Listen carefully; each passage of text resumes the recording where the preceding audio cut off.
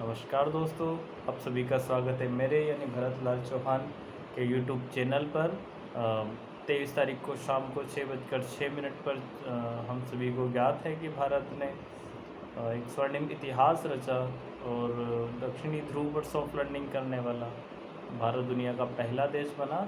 साथ ही चंद्रमा की सतह पर लैंड करने वाला दुनिया का चौथा देश बना। तो ये हम सबके लिए गर्व का क्षण है। और इसी संदर्भ में हमें चूँकि स्पेस की बात है तो हमें भारत के स्पेस प्रोग्राम के बारे में कुछ जानकारी भारतीय होने के नाते अवश्य होनी चाहिए, जो मैं आपके साथ शेयर करना चाहता हूँ कि इनको सबसे हमारा स्पेस प्रोग्राम स्टार्ट होता है इनकोस्पा 1962, यानी एक कमेटी थी Indian national committee for space research करके वो बनी थी। उसके बाद 1963 में तुम्बा केरल में हमने रॉकेट लॉन्चिंग स्टेशन बनाया पहला। उसका नाम अगर शॉर्ट में टर्ल्स बोलते हैं उसको। 1963 में वहाँ से हमने एक नई अपाचे नाम का रॉकेट लॉन्च किया, जो पहला प्रायोगिक रॉकेट था। उसके बाद 1969 में इसरो की स्थापना हुई। बेसिकली इनकोस्पार को ही बाद में इसरो में कन्वर्ट कर दिया गया था। उसके बाद 1975 में हम लॉन्च करते हैं आर्यभट्ट, जो हमारा पहला प्रायोगिक उपग्रह था। उसके बाद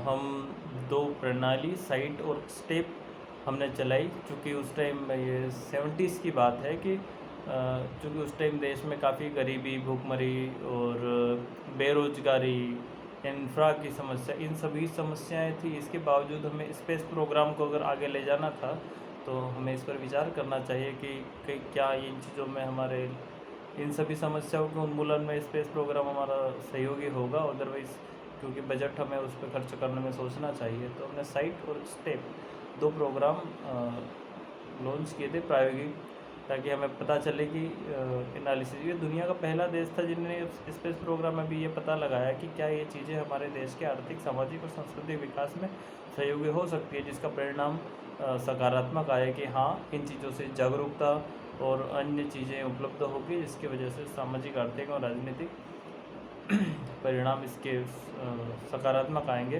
तो हमने फिर आगे प्रोग्राम बढ़ाया। 1981 में हमने भास्कर 1, भास्कर 2 2 रिमोट सेंसिंग ये सैटेलाइट लॉन्च किए। उसके बाद हमने 1983 में इनसेट यानी इंडियन नेशनल सैटेलाइट सिस्टम अपना लॉन्च किया, जिसकी वजह से आज हम सब संचार वगैरह कर पाते हैं। ये क्या कहें, बहुत उपयोगी सेवा थी, जो मौसम वगैरह इन सभी चीज़ों पर भी काम करती है। उसके बाद 1988 में Indian remote sensing system launch किया।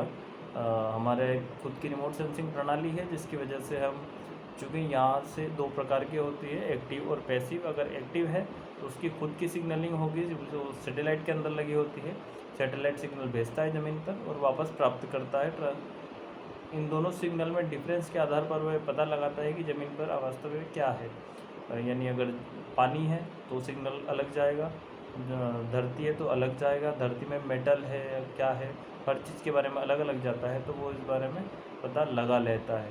तो ये इंडियन रिमोट सेंसिंग सैटेलाइट है। इससे हमें पृथ्वी में धातु, भूमजल, ग्लेशियर, कृषि, फसल उत्पादन, सब चीज़ों के बारे में हम पता लगा सकते हैं। उसके बाद मैंने 2018 में नाविक लॉन्च किया, जो हमारा खुद का नेविगेशन सैटेलाइट सिस्टम है, जिसकी वजह से हम हमारी सेनाएं भी और आम जन भी दोनों इस चीज़ को अच्छे से यूज़ कर सकते हैं। और नेविगेशन यानी GPS टाइप है ये, लेकिन ये रीजनल है। ये ऑल ओवर वर्ल्ड पे हमारा कवरेज नहीं है। देश के 1500 किलोमीटर एक्स्ट्रा बॉर्डर तक हम इसको कवर कर सकते हैं। उसके बाद अगर हम देखें तो भारत ने स्पेस में GSLV, PSLV स्टार्ट हम हुआ था SLV से, सैटेलाइट लॉन्चिंग व्हीकल से।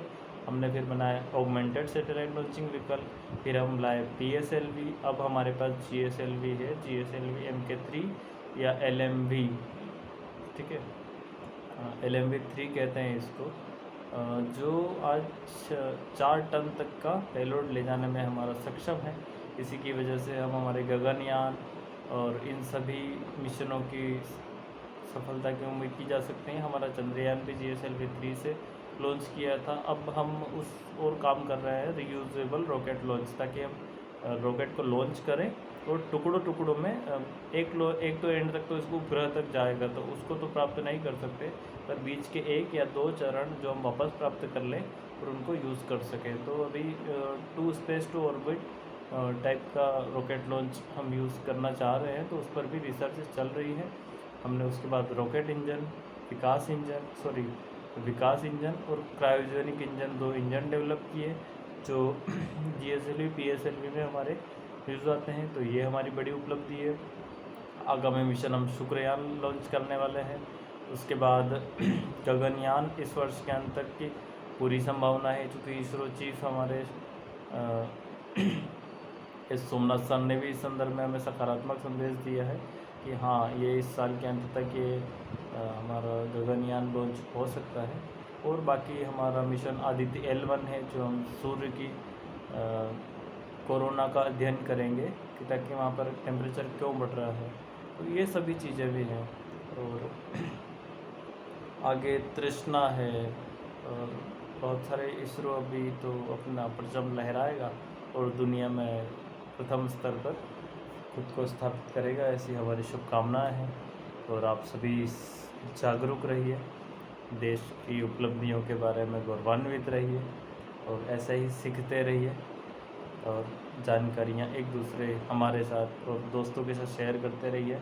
इसी के साथ मेरे यानी भरतलाल चौहान की ओर से आपको पुनः चंद्रयान लॉन्चिंग और सफल होने की बहुत बहुत शुभकामनाएं।